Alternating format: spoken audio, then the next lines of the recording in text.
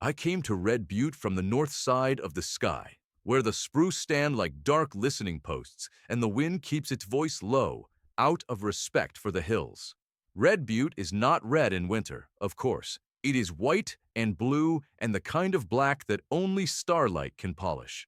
The butte gets its name from autumn, when the sumac burns like banked embers and the maples commit glorious mistakes.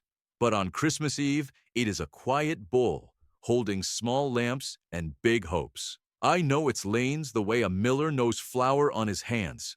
I've been crossing that ridge long enough to learn which chimneys are proud and which are merely practical, which gates stick, which dogs argue first and apologize later. That year, a hard storm had run across the prairie 3 days before and then folded itself into a brittle calm.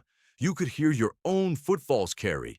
The stars were the sharp kind that prick you awake.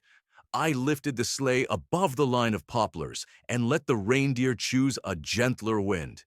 The bells kept the old steady tempo, and I felt, as I often do, the familiar tug toward one particular roof. Some houses are like magnets for mercy. They call you without raising their voices. At the edge of Red Butte stood such a house, a square, honest dwelling with a lean-to that tried not to complain and a porch that had been repaired more than once by hands that intended to keep their promises. The house belonged to children and to a woman who worked like a vow. She was not their mother, though she carried the tone mothers use when they must invent certainty for small ears.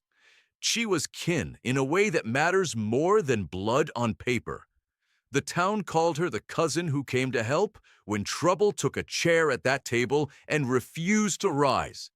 Their trouble was simple to describe and complicated to endure. A father away too long on distant work that kept changing shape, money that promised more than it delivered, and the thin, hard fact of growing children who eat more than plans allow. There were 4 of them. The oldest boy had the look of someone trying to cheat time by growing in every direction at once.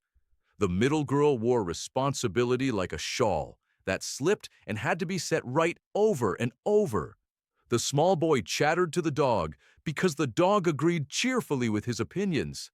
The youngest, a quick little spark of a girl, had taught herself to tie her shoes and untie her sadness, at least in daylight. Their cousin held them together with bread and lists and the great steadying habit of singing while she worked.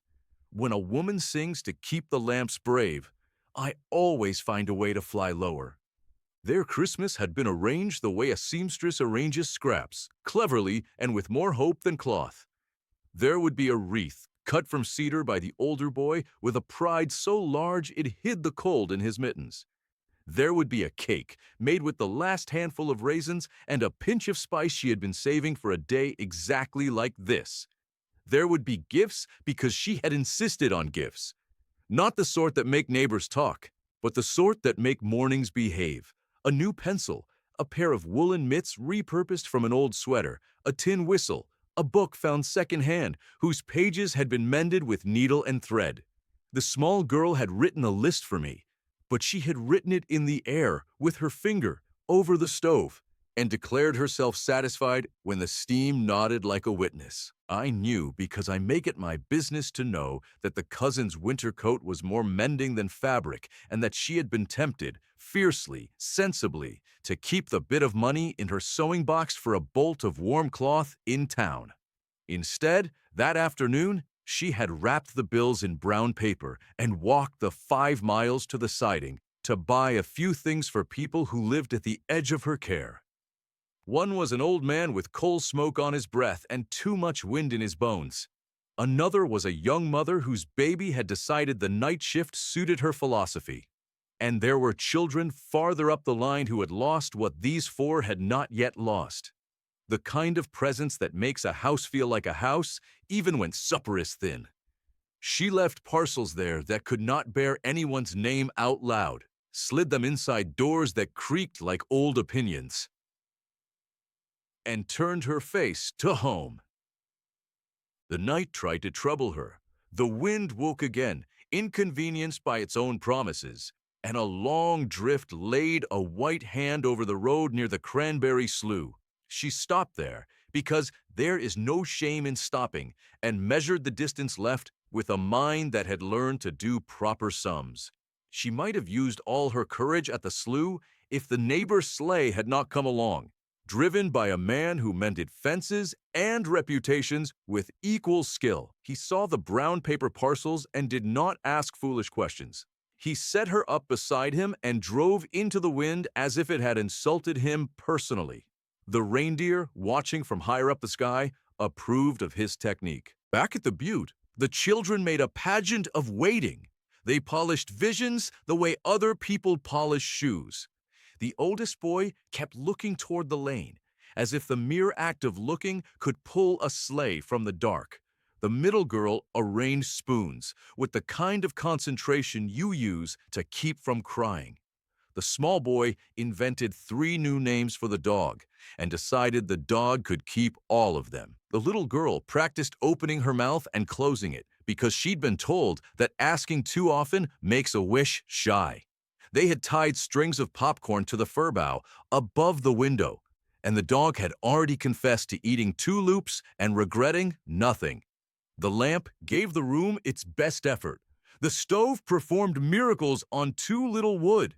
I have seen palaces with less ceremony. She came in at last, snow in her hair, calm enough not to alarm anyone, pleased enough to let the small girl believe she had conjured her with willpower alone. The parcels, always the right weight for humility, went on the shelf to wait for morning. The cake was iced with the sure hand of a woman who remembers birthdays without a calendar. They ate the kind of supper that makes the word enough mean something fine. She told them about the drive and the neighbor and the drift, and carefully, not much else. She did not speak of the bolt of cloth she had not bought. She did not sigh, because sighs can chill a room faster than a draft. She sang instead, a quiet old song, and the 4 of them went to the edge of sleep like little boats, tied in a row, bumping gently against one another. I could have left them then with what I had planned. A doll with a painted smile that would not chip if it fell twice, and only a little if it fell 3 times. A wooden plane for the small boy that still smelled gloriously of shavings. A thin red scarf that would scandalize neither the schoolteacher nor the winter. A book of stories about a world large enough to hold mistakes and still welcome you home. But there was another matter. Red Butte's winter had kept a secret that was trying very hard to become a surprise.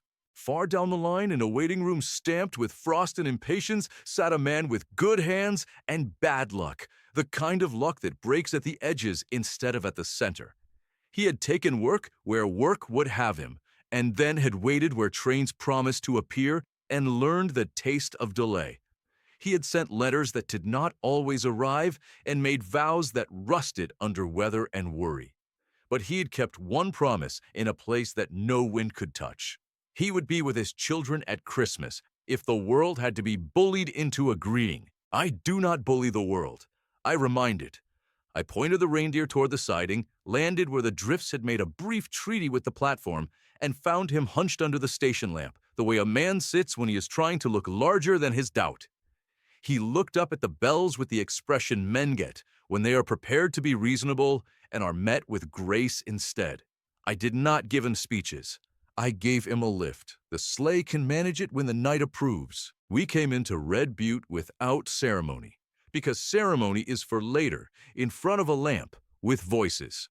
Reindeer hooves make hardly any sound on a good packed road, and the bells, when you ask them, can behave like gentlemen in a sick room. I left him at the gate with the brief advice every father needs at a door he wishes he had never needed to leave. Knock like you belong. He knocked. The dog, whose theology permits both forgiveness and alarm, barked once and then wagged his whole body. The oldest boy opened the door and performed the mathematics of recognition on a face he had been solving for months. The middle girl took half a step back and then all the steps forward. The small boy shouted a name because children understand arrivals better than they understand absence. The little girl vanished for a second, and returned dragging the chair that was always empty at supper and then was not. The cousin stood very still and did the work of not crying until tears would help instead of harm. Then she cried and laughed at the same time, which is a noise I wish I could rap for people and tuck under every troublesome tree. He had nothing to give but his hat and his apologies. They were received with the ceremony those gifts deserve. They made room for him in everything. The cake barely noticed the arithmetic. The table did what good tables do, lengthen the conversation and shorten the distance between elbows. He began to talk and then wisely stopped. Because speeches are for spring. He held the small girl until she found her way into sleep without a fight. He sat with the small boy until dog and boy and father breathed in a tidy chorus. He looked at the oldest in that new way men have when they realize the boy they left has borrowed their jaw.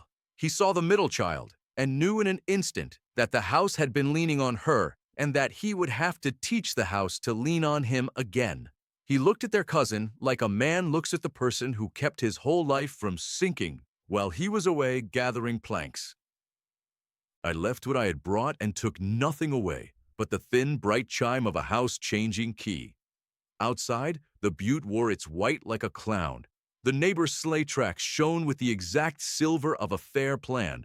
The wind decided to take the rest of the night off.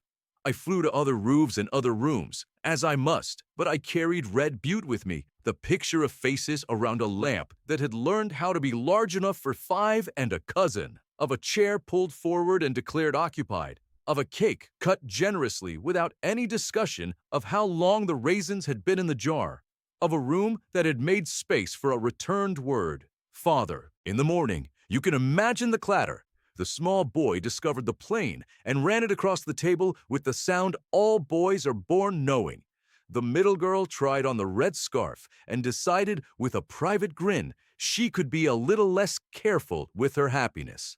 The oldest boy pretended to be indifferent to the book and then disappeared with it behind the stove. The little girl received the doll with such grave ceremony you would have thought a queen had arrived, and then promptly introduced the queen to the dog, who was open to diplomacy.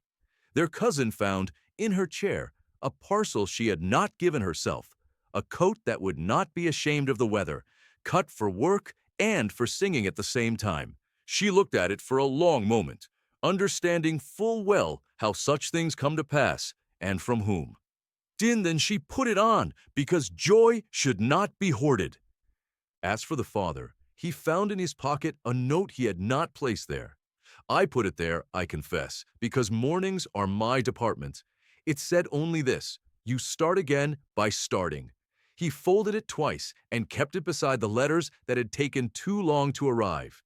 If Red Butte is on your road this year, in the world or in your chest, remember what it taught me again that night. Some houses do not need much to become bright.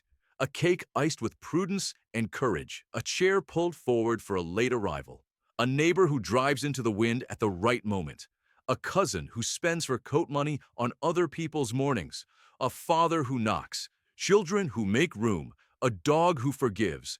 I can bring the toys and the scarf and the smell of fresh shavings.